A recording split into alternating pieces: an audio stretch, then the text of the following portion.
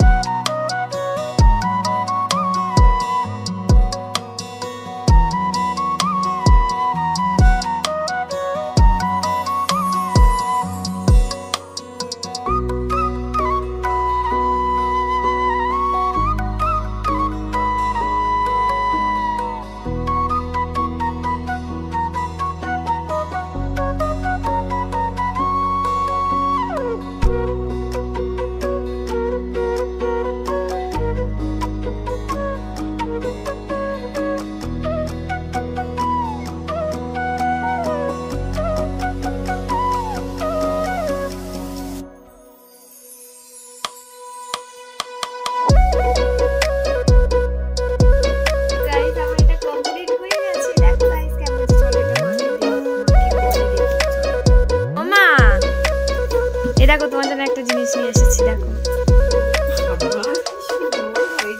ভালো হয়েছে? পছন্দ হয়েছে? ঠিক আছে, তোমার এটা কি বলো তো, এটা সেই পুরনো ব্যাগটা এই করে দিয়েছি।